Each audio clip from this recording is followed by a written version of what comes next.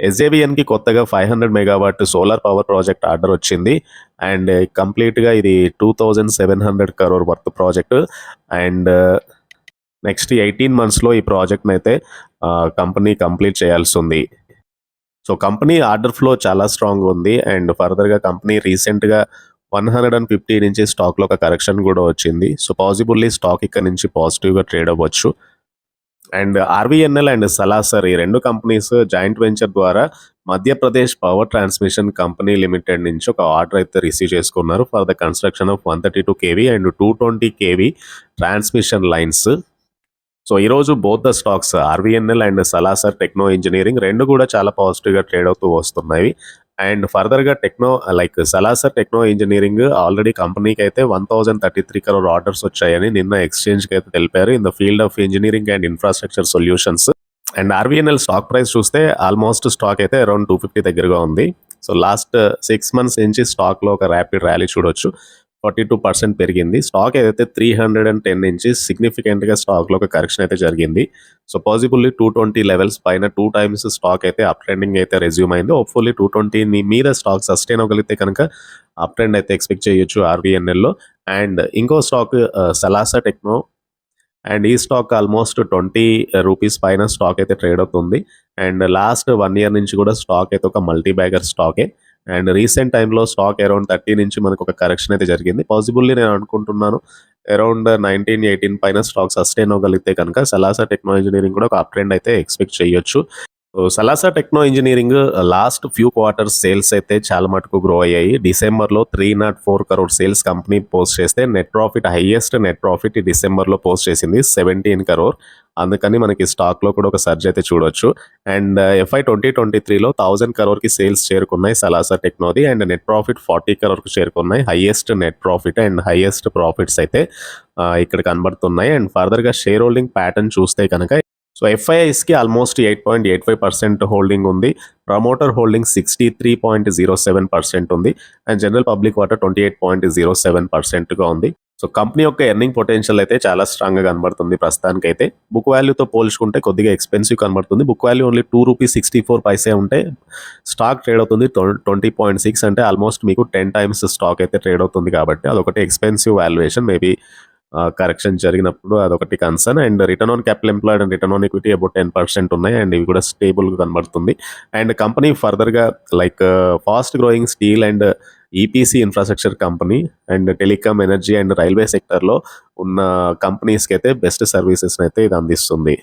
So, ఇదొకటి డెఫినెట్‌గా అయితే లాంగ్ టర్మ్ బేసిస్ మీద కన్సిడర్ చేయాల్సిన కంపెనీ. అండ్ కంపెనీకి వేరియస్ ప్రోడక్ట్ పోర్ట్ఫోలియో చూస్తే telecom towers, pre fabricated buildings, EPC projects for railway electrification and EPC projects for transmission lines and buildings and bridges. And railway infra పెరుగుతుంది కాబట్టి సలాసా techno, RVNL కొలాబరేషన్‌లో EPC projects కింద railway electrification, transmission lines orders అయితే పెరిగే chance coming డేస్‌లో వచ్చే chance ఉంది. వాటితో పాటు power transmission lines, telecom towers supply and ఇట్లాంటివి కూడా యాన్యువల్ ప్రొడక్షన్ కెపాసిటీ పెరగొచ్చు. అండ్ ఆ బేసిస్ మీద ఇట్లాంటి కంపెనీని అయితే కన్సిడర్ చేయాల్సి ఉంటుంది. సో, మేజర్‌గా రైల్వే సెక్టర్ ఒక అప్ ట్రెండ్ అయితే చూడొచ్చు కమింగ్ ప్రాజెక్ట్స్ వలన. అండ్ గవర్నమెంట్ స్పెండింగ్ పెరగడం వల్ల హెల్తీ ఆర్డర్ బుక్ ఉంది అన్ని కంపెనీస్‌కి కూడా. అండ్ ఏదైతే స్టాక్‌లో కరెక్షన్ జరిగిన ప్రతిసారి కూడా ఒక బయింగ్ ఇంట్రెస్ట్ అయితే వస్తుంది. సో, ఆల్మోస్ట్ మీరు అన్ని రైల్వే స్టాక్స్ రైల్టెల్ కానీ, ఇర్కాన్ ఇంటర్నేషనల్, ఆర్వీఎన్ఎల్ అన్నీ కూడా పాజిటివ్‌గా ట్రేడ్ అవుతూ వస్తున్నాయి. నిన్న కరెక్షన్ తర్వాత Texmaco rail, Titagarh rail, Jupiter wagon stocks కూడా అండ్ కరెక్షన్ తర్వాత మళ్ళీ స్టాక్స్‌లో ఒక అప్ ట్రెండ్ అయితే కనబడుతుంది. So, as far as railway stocks are concern still మనకి అప్ ట్రెండ్ అయితే కంటిన్యూ అవ్వచ్చు అనైతే ఎక్స్‌పర్ట్స్ చెప్తున్నారు. అండ్ ఏదైతే wagon manufacturing companies and finance కంపెనీస్‌కి ఎక్కువగా బెనిఫిట్ అవ్వచ్చు. సో, పాజిబుల్లీ రీసెంట్ కరెక్షన్ తర్వాత ఈ రైల్వే రిలేటెడ్ స్టాక్స్ అయితే అట్రాక్టివ్ బై దగ్గర కనబడుతున్నాయి. పేటీఎం పేమెంట్ బ్యాంక్ రేపటి నుంచి డిపాజిట్స్ కానీ, క్రెడిట్ ట్రాన్సాక్షన్స్ కానీ, ఫాస్టాగ్ రీచార్జెస్ కానీ షట్ డౌన్ చేయనుంది. అండ్ ఫర్దర్‌గా as per the RBI guidelines ప్రకారం ఏదైతే ఈ యాక్టివిటీ ఫిబ్రవరి 29న జరగాల్సి ఉంది. But due to large scale of non compliance of regulations and supervisory issues వలన ఆల్మోస్ట్ ఇది మార్చ్ 50కి అయితే ఎక్స్టెండ్ అయింది. అండ్ ఫర్దర్‌గా ఆర్‌బీఐతో పాటు బీఎస్‌సీ కూడా గైడ్‌లైన్స్‌ని జారీ చేసింది. ఎవరైతే పేటీఎం పేమెంట్ బ్యాంక్‌ని యూజ్ చేస్తున్నారో స్టాక్ మార్కెట్ ట్రేడింగ్‌కి. And at the same time national highway authorities of India FASTag option కింద లైక్ పేటీఎం పేమెంట్ బ్యాంక్ని అయితే రిమూవ్ చేశారు. సో మార్చ్ 50th నుంచి శాలరీ క్రెడిట్ కానీ డైరెక్ట్ బెనిఫిట్ ట్రాన్స్ఫర్ కానీ లేదంటే సబ్సిడీస్ ఏవైతే ఉన్నాయో పేటీఎం పేమెంట్ బ్యాంక్ లిమిటెడ్ అకౌంట్లో అయితే జరగవు. సో హాల్ చేయబడతాయి. ఇంకోటి యూపీఐ అండ్ ఐఎంపీఎస్ ఫంక్షన్స్ విషయానికి వస్తే customers unified payment interface and IMPS functions అయితే యూజ్ చేయలేరు రేపటి నుంచి. ఇకపోతే మనీ విత్డ్రావల్ అండ్ ట్రాన్స్ఫర్ విషయానికి వస్తే కస్టమర్స్కి మనీ విత్డ్రావల్ అయితే అలో చేశారు అండ్ ట్రాన్స్ఫరింగ్ మనీ కూడా అలో చేశారు Paytm payment bank limited accounts నుంచి. అండ్ ఇవి కాకుండా refunds, winnings and cash backs from partner banks కూడా ప్రాసెస్ చేయబడతాయి. ఇకపోతే వ్యాలెట్ ఫంక్షన్స్ విషయానికి వస్తే సో కస్టమర్స్ వ్యాలెట్ టాప్అప్ చేయడానికి ట్రాన్స్ఫర్ ఫెసిలిటీ అయితే హాల్ చేయబడుతుంది మార్చ్ 50th నుంచి. అండ్ ఏదైతే ఎగ్జిస్టింగ్ మనీ వ్యాలెట్లో ఉందో దాన్ని అయితే వాడొచ్చు ట్రాన్సాక్షన్స్ చేయడానికి.